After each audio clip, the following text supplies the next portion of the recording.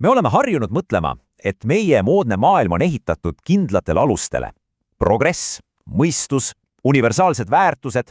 Aga mis siis, kui kogu see vundament on tegelikult vale? See ongi see küsimus, mille filosoof John Gray meile esitab. Ja see on väljakutse absoluutselt kõigele, mida me poliitikast ja ühiskonnast iseenesest mõistetavaks peame. Alustamegi kohe ühe provokatiivse mõttega.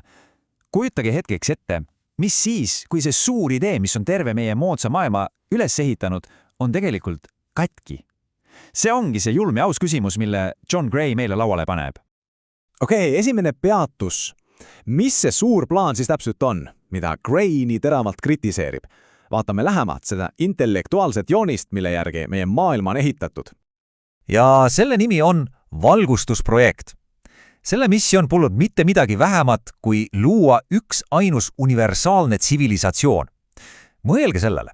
Idee oli, et kõik kohalikud traditsioonid ja kultuurid pühitakse siltsalt kõrvale ja asendatakse ühe ainsa puhtale mõistusele rajatud moraaliga. Üks moraal, mis kehtib kõigile inimestele igal pool. Üks maailm, üks reeglistik. Ja selle projekti eesmärgid, need olid lausa hingamatavalt suured. Esiteks, traditsioonid kõrvale, mõistus troonile. Teiseks, ühendada kogu inimkond ühiste universaalsete standardite alla. Ja kolmandaks, saavutada igavene, lakkamatu progress. Tõeliselt optimistlik ja ambitsioonikas plaan, kas pole? Ja nüüd hakkab Gray seda suurt kaardimaja lammutama. Esimene sihtmärk on idee, mida ta nimetab eiguski liberalismiks. See kõik taandub lõpuks ühele küsimusele. Kellest me üldse räägime, kui me räägime inimesest? Siin näemegi seda suurt kokkupõrget. Ühel pool on liberaalse teooria isik, selline abstraktne kuju, ilma ajaloo, rahvuse ja sidemeta, lihtsalt üks universaalne õiguste kandja. Aga Gray küsib, kas sellist inimest on päriselt olemas? Ja tema vastus on kindel ei. Päris inimene on alati keegi kuskilt. Ta on oma ajaloost ja kogukonnast vormitud.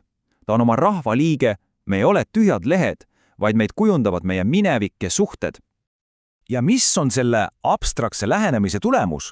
Gray sõnul on see muutnud poliitilise filosoofia täiesti elukaugeks. Nagu ta ise väga teravalt ütleb, on filosoofid taandatud rääkima üksteisega teemadel, mis ei huvita kedagi teist. Ühesõnaga, nad on kaotanud igasuguse kontakti päris maailmaga. Aga Gray ei peatu siin. Ta ei kritiseeri ainult ühte poolt, ta pöörab oma pilgu paremale ja esitab ühe päris šokeeriva väite. Just see vabaturu usku konservatiism hävitab paradoksaalsel moel kõike seda, mida konservatiivid väidetavad kalliks peavad. Ja siin kasutab Gray üht tõeliselt rabavat metafoori. Ta nimetab vabaturu fundamentalismi parempoolseks maoismiks. Miks ometi? Sest täpselt nagu maakultuurirevolutsioon pühib ka see halastamatult minema kõik traditsioonid ja stabiilsed kogukonnad, ainult et seda tehakse vabaturu nimel. Ja see ennast hävituslik loogika on peaaegu vältimatu. Kõik algab sellest utoopilisest usust vabase turgu. See usk vallandab halastamatu loova hävitamise laine, mis pühib minema stabiilsed kogukonnad ja pärandatud traditsioonid. Ja mis on kõige suurem iroonia? Lõpuks kaotab konservatiism oma omanda sotsiaalse baasi. Just need inimesed, kes väärtustasid seda stabiilsust, mis nüüd on hävitatud. Kuid iga unistus saab kord otsa. Ja mis juhtub siis, kui valgustusprojektis suur unelm puruneb? Gray jaoks saabus see hetk kommunismi kokkuvarisemisega, sündmusega, mis iroonilisel kombel pidi olema just liberaalse unistuses suurim võit. See ajajoon on nagu kiire pettumuse kroonika. Aastal 1999 langeb müür, eufooria, lootus universaalsest liberaalsest tsivilisatsioonist, aga juba 90ndate alguses kukub läänes šokkiteraapia kolinal läbi. Selgub, et nende modellid ei saagi niisama lihtsalt igale poole eksportida ja kümnendi keskpaikaks on tagasi kõik vanad teemonid, natsionalism, vaen, konfliktid, ajalugu polludki lõppenud. Ja siin jõuamegi Gray argumendi kõige laastavama haripunktini.